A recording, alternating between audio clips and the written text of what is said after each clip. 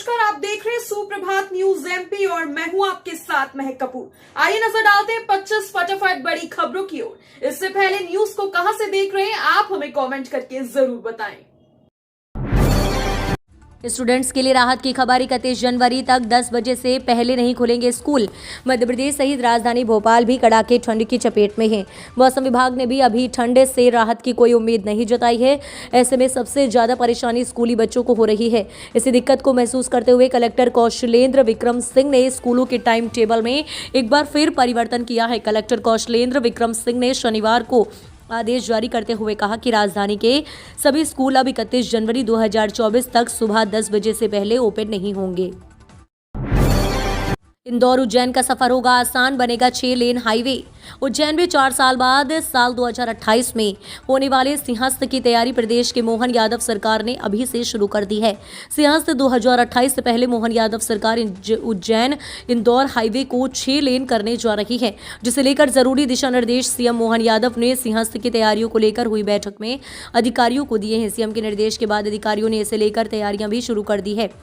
महाकाल लोक बनने के बाद जिस तरह से उज्जैन आने वाले श्रद्धालुओं की संख्या में इजाफा हुआ है, उसे देखते हुए लोक निर्माण विभाग ने स्टेट हाईवे 59 इंदौर उज्जैन को 6 लेन करने का प्रस्ताव तैयार किया है।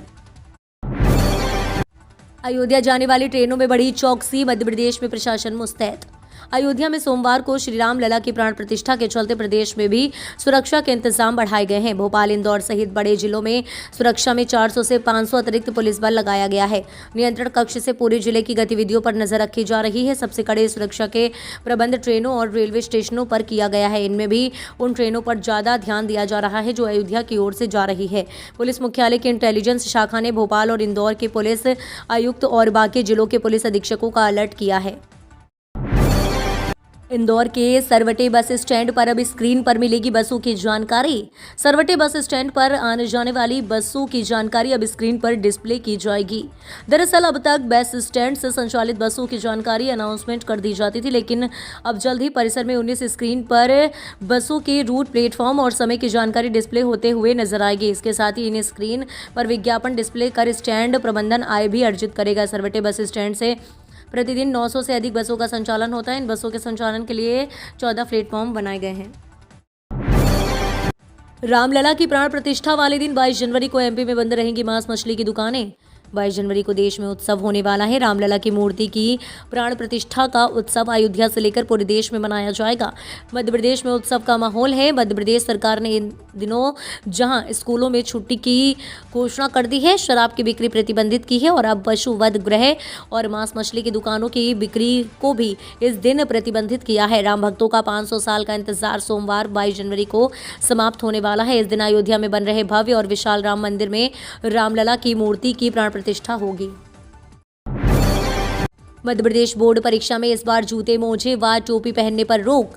इस बार मध्य प्रदेश बोर्ड 10वीं व 12वीं की परीक्षा में नकल प्रकरण पर रोक और इंटरनेट मीडिया पर प्रश्न पत्रों के बहुप्रसारित होने से बचाने के लिए काफी एहतियात बरत रहा है। अगर परीक्षार्थी जूते, मोजे, टोपी या जैकेट पहनकर आता है तो उसे परीक्षा कक्ष के बाहर उतारना होगा। इस बार परीक्षार्थियों की परीक्षा केंद्र और कक्ष के बाहर दोनों जगह जाँच की जाएगी। माध्यमिक शिक्षा मंडल की ओर से जारी दिशा निर्देशों के मुताबिक छात्राओं की तलाशी महिला शिक्षक करेगी। केंद्र के प्रवेश द्वार पर केंद्राध्यक्षों की उपस्थिति में ही चेकिंग की जाएगी। 20,000 करोड़ से ज्यादा को होगा बिजली कंपनी का बजट, बैठक में दिए निर्देश। प्रदेश की सबसे बड़ी बिजली कंपनी पश्चिमी क्षेत्र विद्युत वितरण कंपनी का बजट आने वाले वित्त वर्ष के लिए 20,000 करोड़ रुपए से ज्यादा का होगा। कंपनी ने वित्त वर्ष 2024-25 के लिए बजट प्रस्ताव बनाने की तैयारी शुरू कर दी है। इस संबंध में बिजली कंपनी में बैठक भी होने लगी है। बिजली कंपनी के एमडी और अन्य अधिकारियों ने बजट प्रस्ताव पर निर्देश दिए हैं। शुक्रवार दोपहर पोलो ग्राउंड स्थित सभागार में बैठक आयोजित की गई। सर्दी का सितम नहीं हो रहा कम, 19 जिलों में शीतलहर का अलर्ट। मध्य प्रदेश में मौसम का मिजाज अभी कुछ ज्यादा बदलता दिखाई नहीं दे रहा है। प्रदेश के अधिकांश जिलों में अभी भी मौसम ठंडा बना हुआ है। सर्द हवाओं के कारण ठिठुरन बढ़ गई है। मौसम विभाग ने 19 जिलों में शीतलहर का अलर्ट जारी किया है। वहीं कुछ इलाकों में पाला गिरने की संभावना भी जताई है। इसके अलावा कुछ जिलों में बारिश और घने कोहरे का अंदेशा भी है। मौसम विभाग में जताया है कि आईएमडी के मुताबिक उत्तर की तरफ से आ रही ठंडी हवाओं में मध्य प्रदेश के मौसम को ठंडा बनाया हुआ है। मध्य प्रदेश लोक सेवा आयोग ने जारी किया राज्य सेवा का नया सिलेबस। मध्य प्रदेश लोक सेवा आयोग ने राज्य सेवा और राज्य वन सेवा प्रारंभिक के साथ राज्य सेवा मेंस के लिए परीक्षा से 100 दिन पहले नया सिलेबस जारी किया है। इसमें कई नए विषयों के इंटरव्यू के अंक में भी परिवर्तन किया गया है। 10 यूनिट में बचे प्रारंभिक परीक्षा के पहले प्रश्न पत्र सामान्य अध्ययन में मध्य प्रदेश का हिस्सा बढ़ाया गया है। साथ ही 10वीं यूनिट मध्य प्रदेश की जनजातियों, विरासत, लोक संस्कृति और लोक साहित्य पर आधारित कर दी गई है। सिलेबस में लगभग 30% बदलाव किया गया है। सागर जिले की बरसों पुरानी मांग जल्द होगी पूरी, सीएम मोहन यादव ने किया ये बड़ा ऐलान। मध्य प्रदेश के मुख्यमंत्री मोहन यादव एक्शन मोड में है। इसी क्रम में सीएम मोहन यादव सागर पहुंचे, जहां उन्होंने जिले के लिए एक बड़ा ऐलान कर दिया है। उन्होंने कहा कि सागर की लंबे समय से मांग उठ रही मांग को देखते हुए यहां जल्द ही यूनिवर्सिटी बनाई जाएगी। साथ ही उन्होंने कहा कि कुछ सड़कों के साथ और भी विकास करेंगे। सीएम मोहन यादव ने कहा कि जनता के विकास के लिए काम जल्द पूरा करने का प्रयास करेंगे। भोपाल में राज्य खनन मंत्रियों का सम्मेलन 23 को प्रहलाद जोशी करेंगे अध्यक्षता। राज्य खनन मंत्रियों का दूसरा सम्मेलन 23 जनवरी को मध्य प्रदेश की राजधानी भोपाल में होगा। केंद्रीय खनन, कोयला और संसदीय कार्य मंत्री प्रहलाद जोशी अध्यक्षता करेंगे। सम्मेलन के मुख्य अतिथि मुख्यमंत्री डॉक्टर मोहन यादव होंगे। आने वाले दशकों में खनिजों की वैश्विक मांग को पूरा करने में देश में खनिज अन्वेषण की महत्वपूर्ण भूमिका को ध्यान में रखते हुए इस सम्मेलन का आयोजन किया जा रहा है। सम्मेलन के दौरान खनन क्षेत्र में सर्वश्रेष्ठ प्रदर्शन करने वाले 3 राज्यों को सम्मानित किया जाएगा। राम मंदिर के बाद अयोध्या को मिलेगी शानदार मस्जिद। अयोध्या में 22 जनवरी को भव्य राम मंदिर का उद्घाटन होने जा रहा है। साल 2019 में अयोध्या की विवादित भूमि को लेकर सुप्रीम कोर्ट ने फैसला सुनाया था। इस फैसले में मस्जिद निर्माण के लिए भी भूमि देने की बात कही गई थी। इसके बाद मस्जिद के लिए अयोध्या शहर से लगभग 25 किलोमीटर की दूरी पर धन्नीपुर नाम गांव में 5 एकड़ की जमीन दी गई थी। हालांकि इस पर अभी मस्जिद का निर्माण शुरू नहीं किया गया है। वहीं मस्जिद निर्माण में हो रही देरी को लेकर सवाल भी खड़े हो रहे हैं। एमपी विधानसभा चुनाव की हार पर मंथन, पार्टी ने 150 नेताओं को भेजे नोटिस। मध्य प्रदेश विधानसभा चुनाव में कांग्रेस को बीजेपी से करारी शिकस्त मिली है। हार पर मंथन करते हुए पार्टी की अनुशासन समिति की बैठक में लगभग 150 स्थानीय नेताओं को कारण बताओ नोटिस जारी किया गया है। इन्हें चुनाव के दौरान कथित तौर पर पार्टी विरोधी गतिविधियों में शामिल होने के आरोप में नोटिस जारी किया गया है। एक पदाधिकारी ने कहा कि शुक्रवार को जारी किए गए नोटिस पर 10 दिनों में जवाब दिया जाएगा। संतोषजनक जवाब नहीं देने वालों को पार्टी से निष्कासित कर दिया जाएगा। कैबिनेट की पहली बैठक के बाद अब उज्जैन में पहली बार मुख्यमंत्री मोहन यादव करेंगे ध्वजारोहण। मुख्यमंत्री डॉक्टर मोहन यादव गणतंत्र दिवस के अवसर पर धार्मिक नगरी उज्जैन में ध्वजारोहण करेंगे। मध्य प्रदेश में पहली बार उज्जैन में मुख्यमंत्री द्वारा ध्वजारोहण किया जा रहा है, जिसे लेकर विशेष तैयारी की जा रही है। ध्वजारोहण कार्यक्रम को लेकर सुरक्षा की दृष्टि से व्यापक पैमाने पर तैयारियां भी की जा रही हैं। मध्य प्रदेश में गणतंत्र दिवस के अवसर पर सभी जिलों में अलग अलग जनप्रतिनिधियों उप मुख्यमंत्री राजेंद्र शुक्ला ने किया हर घर में 11 दीपक जलाने का आह्वान। उप मुख्यमंत्री राजेंद्र शुक्ला ने आह्वान किया है कि 22 जनवरी को हर व्यक्ति अपने घर 11 दीपक जलाए। उन्होंने कहा कि इस पावन दिन एक भी ऐसा घर ना हो जहां 11 दीपक ना जले। रामनवमी को जिस उत्साह से मनाया जाता है उसी उत्साह से उन्होंने राम मंदिर उद्घाटन के दिन भी उत्सव मनाने का आग्रह किया है। राजेंद्र शुक्ला ने कहा कि 2 दिन बाद भव्य मंदिर का उद्घाटन हो रहा है और सारा देश मोदी जी की इस कुशलता का लोहा मान रहा है। उन्होंने कहा कि सारे देश में उमंग और उत्साह है। जल्द भुगतान के लिए आयकर के नियम की मार। छोटे उद्योगों को उनकी उधारी जल्द चुकाने के लिए सरकार ने नियम लागू कर दिया है। नियम जारी वित्तीय वर्ष में लागू हुआ और साल बीतते बीतते उद्योगों के ही पसीने इससे छूटने लगे हैं। जिन लोगों को उद्योगों को छोटे राहत दिलाने के नाम पर ये नियम लागू हुआ था, उन्हीं पर नियम भारी पड़ रहा है। आयकर की मार से बचने के लिए जल्द भुगतान की गरज से उद्योगों को लोन लेने से लेकर सोना गिरवी रखने तक के कदम उठाने पड़ रहे हैं। कर विशेषज्ञों ने नियम को अव्यवहारिक और कठोर बताते हुए इसमें बदलाव की मांग उठाना शुरू कर दी है। अयोध्या एयरपोर्ट पर स्थापित होगी ग्वालियर में बनी महर्षि वाल्मीकि की 1100 किलो वजनी प्रतिमा। अयोध्या में भगवान राम के आगमन को लेकर तैयारियां जोरों शोरों से चल रही हैं। 22 जनवरी को रामलला के मंदिर में भगवान राम की प्राण प्रतिष्ठा का आयोजन होने जा रहा है। उससे पहले अयोध्या स्थित महर्षि वाल्मीकि इंटरनेशनल एयरपोर्ट पर महर्षि वाल्मीकि की 15 लाख कीमत की प्रतिमा लगने जा रही है। इस प्रतिमा में महर्षि वाल्मीकि रामायण लिखते हुए दिखाई दे रहे हैं। संविधान में करने होंगे बदलाव। वन नेशन वन इलेक्शन पर केंद्र सरकार से बोला चुनाव आयोग। देश में एक राष्ट्र एक चुनाव के मुद्दे पर विचार विमर्श शुरू हो गया है।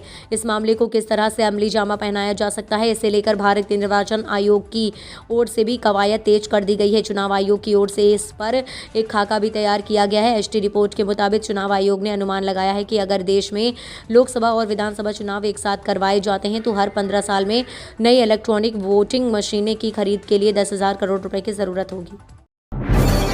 ट्रांसपोर्ट एसोसिएशन ने परिवहन मंत्री को लिखा पत्र, विभाग से भ्रष्टाचार खत्म करने की मांग। ट्रांसपोर्ट एसोसिएशन ने परिवहन मंत्री राव उदय प्रताप सिंह को पत्र लिखा है। इस पत्र में उन्होंने परिवहन विभाग को भ्रष्टाचारियों के चंगुल से मुक्त कर आदर्श बनाने की मांग की है। एसोसिएशन के चेयरमैन राजेंद्र तेहरन ने कहा है कि मध्य प्रदेश परिवहन विभाग में कुछ लोगों के कारण भ्रष्टाचार एक बीमारी की तरह फैल गया है। उन्होंने भ्रष्टाचार को दूर करने की कार्यवाही की मांग करते हुए इसे आदर्श विभाग बनाने की मांग की है। माइक्रो इकोनॉमी विषय का दोबारा मूल्यांकन। MBA financial administration second semester में माइक्रो इकोनॉमी विषय में कम अंक मिलने से विद्यार्थी नाराज हैं। लगातार दूसरे दिन शुक्रवार को भी छात्र छात्राओं ने अधिकारियों से मुलाकात की। यहां तक कि कुलपति डॉक्टर रेणु जैन से भी शिकायत की गई है। इसके बाद विश्वविद्यालय ने पूरा मामला परीक्षा समिति के समक्ष रख दिया है। अब इन्हें माइक्रो इकोनॉमी विषय की कॉपियां अन्य शिक्षकों से जचवाना है। ये काम अगले 3 से 4 दिन में पूरा कर रिपोर्ट देना है। गांव में दूषित पानी से परेशान सिंगरौली जिला पंचायत सदस्य का अनूठा प्रदर्शन। मध्य प्रदेश के सिंगरौली जिले में जिला पंचायत के सदस्य संदीप शाह अपने अनोखे विरोध प्रदर्शनों के लिए जाने जाते हैं। इसके अलावा वह अपने विवादित बयानबाजी के लिए भी अक्सर सुर्खियों में बने रहते हैं। शनिवार को एक बार फिर उनका अलग अंदाज देखने को मिला। क्षेत्र में स्वच्छ पानी की समस्या को दर्शाने के लिए जिला पंचायत सदस्य संदीप शाह बोतल में गंदा पानी लेकर जिला पंचायत की सामान्य सभा की बैठक में पहुंच गए हैं। इस दौरान जिला पंचायत संदीप शाह ने क्षेत्र में दूषित पानी के मुद्दे पर नाराजगी जताई है। रोशनी में नहाया ओरछा का राम राजा मंदिर। प्राण प्रतिष्ठा के लिए की जा रही है ये तैयारियां। मध्य प्रदेश में ओरछा भी रामलला की प्राण प्रतिष्ठा से पहले राममय हो गया है। 22 जनवरी को अयोध्या में होने जा रहे प्राण प्रतिष्ठा समारोह को लेकर ओरछा भी भव्य और दिव्य रूप से सज धज कर तैयार हो रहा है। प्राण प्रतिष्ठा समारोह को लेकर ओरछा वासियों में हर्ष और उल्लास का माहौल है। यहाँ के लोगों का कहना है कि अब राम राजा ओरछा की है तरह अयोध्या में भव्य राम मंदिर में विराजेंगे। मेरा गांव मेरी अयोध्या मान 22 जनवरी को मनाएंगे उत्सव। अयोध्या में 22 जनवरी को 500 साल के लंबे संघर्ष के बाद सुनहरा पल आया है और प्रभु श्री रामलला के मंदिर में विराजमान होंगे, जिसकी खुशी देश भर के अलावा बालाघाट में भी है। यही ग्राम लिंका में मेरा गांव मेरा अयोध्या मानकर प्राचीन सिद्ध लिंगेश्वर शिव मंदिर में भगवान का सुबह 7 बजे से लेकर 11 बजे तक महिलाएं श्रृंगार करेंगी, जिसके बाद कलश स्थापना की जाएगी। इस दिन मंदिर परिसर में 51 स्कूली बच्चे रामलीला की भव्य प्रस्तुति देकर हनुमान चालीसा का पाठ करेंगे। उज्जैन से इंदौर लौटी 13 वर्षीय बच्ची निकली कोरोना पॉजिटिव। 2 नए मरीज मिले।